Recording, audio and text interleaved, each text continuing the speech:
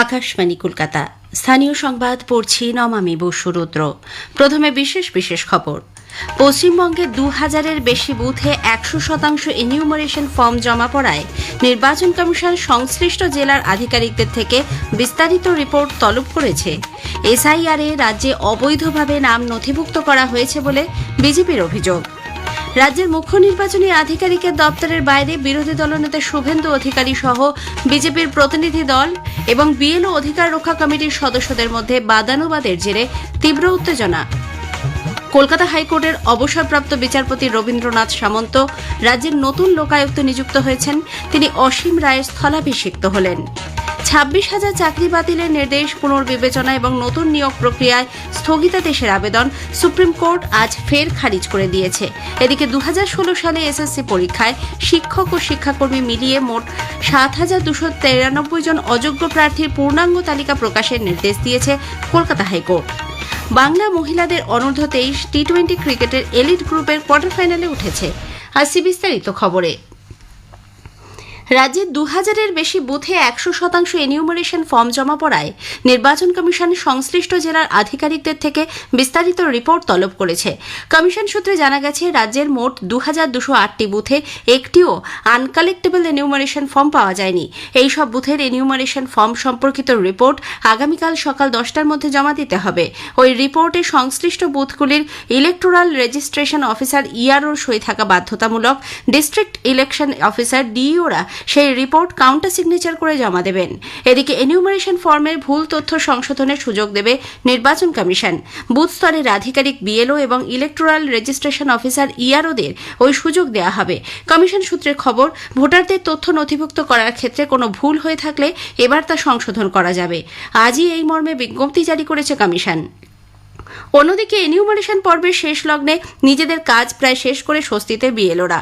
যাদবপুর বিধানসভা কেন্দ্রের এক বিএলও আকাশবাণীকে জানালেন, প্রচুর চাপ নিতে হলেও তাঁর কাছে এক সম্পূর্ণ নতুন অভিজ্ঞতা। আমি চন্দ্রিমা রায়, ১৫৯ পার্টের বিএলও। এসআইআর শুরু হওয়ার পর থেকে আমরা যারা গ্রাউন্ড লেভেলে কাজ করছি তাদের উপর যে চাপ চলেছে, শুরুতেই আমরা কিন্তু সম্পূর্ণ কাজ সম্পর্কে ওয়াকিবহাল ছিলাম না, কিন্তু একটা সময় আমরা সবাই কিন্তু কম বেশি নিজেদের কাজে গতি আনতে পেরেছি। কমিশনের অফিস থেকেও আমাদেরকে এর জন্য সাহায্য করা হয়েছে। পুরো প্রক্রিয়ায় নানান মানুষের হরেক রকম কথা শুনেছি, যান্ত্রিক প্রতিকূলতা সব মিলিয়ে একটা টেনশন ছিল। তবুও এই মুহূর্তে তীরের খুব কাছাকাছি পৌঁছে গেছি, এটাই স্বস্তি। এই সুযোগে অনেক মানুষের সঙ্গে পরিচয় হলো, অনেক পরিবারের প্রায় সদস্য হয়ে গেছি। সম্পূর্ণ বিষয়টি আমার কাছে এক নতুন অভিজ্ঞতা। এসআইআর তালিকায় রাজ্যে অবৈধভাবে নাম নথিভুক্ত করা হয়েছে বলে বিজেপি অভিযোগ করেছে।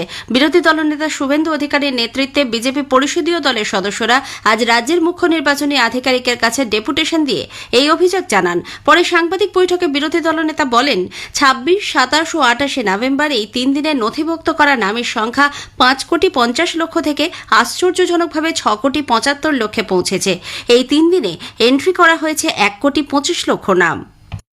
এই যে ইআরও এসডিও র্যাঙ্কের নেই, ইমিডিয়েট চেঞ্জ করতে হবে। বাংলাদেশি মুসলমানদের নাম এবং মৃতদের নাম অন্তত কয়েক লক্ষ, হিউজ নাম্বার, এই ৫,৫০,০০০ থেকে ১,৭৫,০০০, এই ১২৫-এ রাখা হয়েছে। এ ব্যাপারে সমাধান চাই। রাজ্যের মুখ্য নির্বাচনী আধিকারিকের দপ্তরের বাইরে বিরোধী দলনেতা শুভেন্দু অধিকারী সহ বিজেপি প্রতিনিধি দল এবং বিএলও অধিকার রক্ষা কমিটির সদস্যদের বাদানুবাদের জেরে আজ তীব্র উত্তেজনা সৃষ্টি হয়। এসআইআর চলাকালীন নানা কারণে মৃত বিএলওদের পরিবারকে ক্ষতিপূরণ, এসআইআরের সময়সীমা ২ মাস বাড়ানোর মতো দাবিতে কমিটির সদস্যরা আজ সকাল থেকেই মুখ্য নির্বাচনী আধিকারিকের দপ্তরের বাইরে অবস্থান করছিলেন। সে সময় পূর্ব নির্ধারিত কর্মসূচি অনুযায়ী বিরোধী দলনেতার নেতৃত্বে সেখানে যান বিজেপি বিধায়করা। চলতে থাকে স্লোগান পাল্টা স্লোগান, ব্যারিকেড টপকে উঠে বিক্ষোভ দেখাতে থাকেন বিএলওরা। বিজেপি বিধায়করা মুখ্য নির্বাচনী আধিকারিকের সঙ্গে দেখা করে বেরিয়ে আসার সময় আরও উত্তপ্ত হয়ে ওঠে পরিস্থিতি। দুপক্ষকে সামলাতে পুলিশকে হিমশিম খেতে হয়। পরে বিজেপি নেতাদের কর্ডন করে পুলিশ সেখান থেকে বের করে নিয়ে যায়। কেন্দ্রীয় মন্ত্রী দলের প্রাক্তন রাজ্য সভাপতি সুকান্ত মজুমদার আজ নতুন দিল্লিতে সংসদের বাইরে বলেন, রাজ্য সরকার ইচ্ছাকৃতভাবে বিএলওদের প্রাপ্য অর্থ আটকে রেখেছে। এসআইআর এর কাজে তাদের পরোক্ষে হুমকি দেওয়া হচ্ছে বলেও অভিযোগ করেন তিনি। মমতা বন্দ্যোপাধ্যায় তো ধমকি দিয়েছে না, যে ঠিকমতো কাজ না করলে পরে আপনাদেরকে আমরা দেখে নেব, পরে আপনারা আমাদের আন্ডারেই থাকবেন। যে সবাই যে সৎভাবে কাজ করতে চান এবং চেষ্টাও করছেন সবাই সৎভাবে করার। আর মুখ্যমন্ত্রী ভয় দেখাচ্ছেন যদি তৃণমূল কংগ্রেসের কথা মতো কাজ না হয় তাহলে তিনি চাকরি খেয়ে নেবেন। চাকরি যাওয়ার ভয় কার থাকবে না, সেই ভয়ই হচ্ছে। এত যদি বিএলওদের উপর মায়া ছিল, টাকাটা কেন দিচ্ছিলেন না? 18,000 টাকা করে দেওয়ার কথা বিএলওদেরকে, টাকা দেওয়ার বেলা কৃপণতা কেন? রাজ্যে এসআইআর ফর্ম জমা দেওয়ার সময়সীমা আরও 1 মাস বাড়ানোর দাবি জানিয়ে প্রদেশ কংগ্রেসের এক প্রতিনিধি দল স্পেশাল রোল অবজারভার সুব্রত গুপ্তর কাছে স্মারকলিপি জমা দিয়েছে। পাশাপাশি এসআইআর এর আবহে মতুয়াদের নিঃশর্ত ভোটাধিকারের দাবি নিয়ে মতুয়া সম্প্রদায়ের প্রতিনিধি দলের পক্ষে আজ পর্যন্ত তাদের দাবি সংক্রান্ত স্মারকলিপি রাজ্যের মুখ্য নির্বাচনী আধিকারিকের কাছে পেশ করা হয়েছে।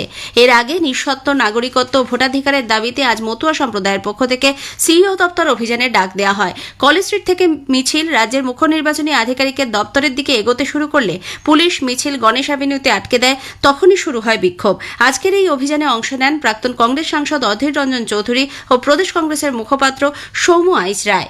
তবে এ বিষয়ে কোনো রাজনৈতিক উদ্দেশ্য নেই বলে অধীরবাবু মন্তব্য করেছেন। বিভিন্ন সরকারি প্রকল্পে কাজের অগ্রগতি নিয়ে মুখ্যমন্ত্রী মমতা ব্যানার্জি আগামীকাল বৈঠকে বসছেন। নবান্ন সংলগ্ন সভাঘরে প্রস্তাবিত এই বৈঠকে উপস্থিত থাকার জন্য মুখ্য সচিব মনোজ পান্ত, স্বরাষ্ট্র সচিব নন্দিনী চক্রবর্তী, ডিজি রাজীব কুমার ছাড়াও সব দপ্তরের সচিবকে নির্দেশ দেওয়া হয়েছে। অন্যদিকে আগামীকালের বৈঠকের পরই মুখ্যমন্ত্রী মুর্শিদাবাদ রওনা হওয়ার কথা। এসআইআর এর বিরোধিতা সহ বেশ কিছু কর্মসূচি নিয়ে আগামীকাল মুর্শিদাবাদ থেকেই শুরু হচ্ছে মুখ্যমন্ত্রীর জেলা সফর। কলকাতা হাইকোর্ট ক্লাব নির্বাচনে বিজেপি জয়লাভ করেছে। 10টি আসনের মধ্যে 7টিতেই জয়ী হয়েছেন ভারতীয় জনতা পার্টি পশ্চিমবঙ্গের সমর্থিত প্রার্থীরা। প্রেসিডেন্ট, ভাইস প্রেসিডেন্ট সহ অন্য 7টি আসন তাদের দখলে গেছে। স্থানীয় সংবাদ শুনছেন আকাশবাণী কলকাতা কেন্দ্র থেকে। রাজ্যের নতুন লোকায়ুক্ত নিযুক্ত হলেন কলকাতা হাইকোর্টের অবসরপ্রাপ্ত বিচারপতি রবীন্দ্রনাথ সামন্ত। তিনি অসীম রায়ে স্থলাভিষিক্ত হলেন।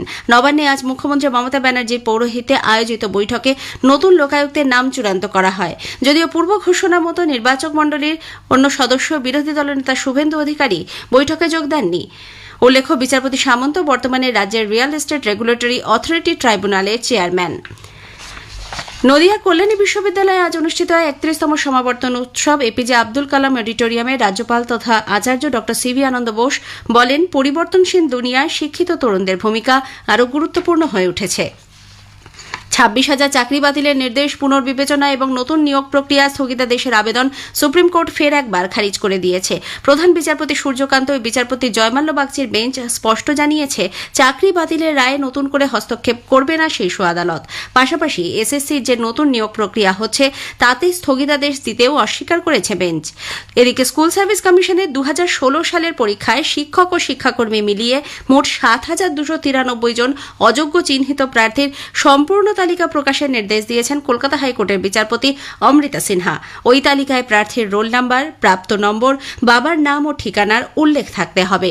এর আগে 3,512 জন অযোগ্য চিহ্নিত প্রার্থীর তালিকা প্রকাশ করেছিল কমিশন। স্কুল সার্ভিস কমিশন শিক্ষাকর্মী নিয়োগের জন্য আবেদনের সময়সীমা বাড়িয়েছে। গ্রুপ সি ও গ্রুপ ডি পদে 8ই ডিসেম্বর পর্যন্ত অনলাইনে আবেদন জানানো যাবে। এর আগে এই সময়সীমা 3রা ডিসেম্বর পর্যন্ত থাকলেও তা বাড়িয়ে 8 তারিখ করা হয়। বাতাসের উপরিস্তরে পশ্চিমী ঝঞ্ঝার প্রভাব থাকার কারণে আজ আকাশ মেঘলা থাকলেও আগামীকাল থেকে তা পরিষ্কার হয়ে যাবে বলে আবহাওয়া দপ্তরের পূর্বাঞ্চলীয় প্রধান ডক্টর হাবিবুর রহমান বেশা জানিয়েছেন।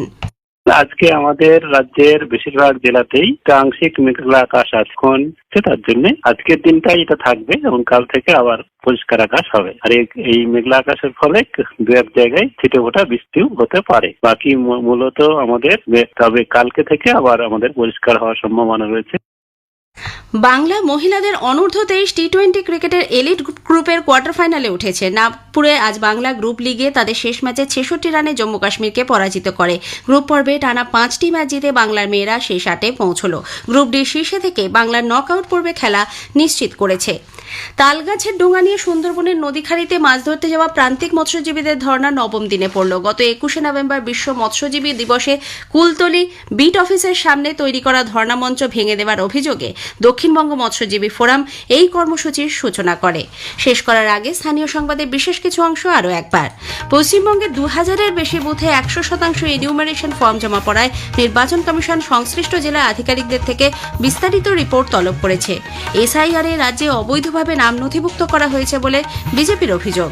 কলকাতা হাইকোর্টের অবসরপ্রাপ্ত বিচারপতি রবীন্দ্রনাথ সামন্ত রাজ্যের নতুন লোকায়ুক্ত নিযুক্ত হয়েছেন। স্থানীয় সংবাদ শেষ হলো, এরপর খেলার খবর 8টা বেজে 10 মিনিটে।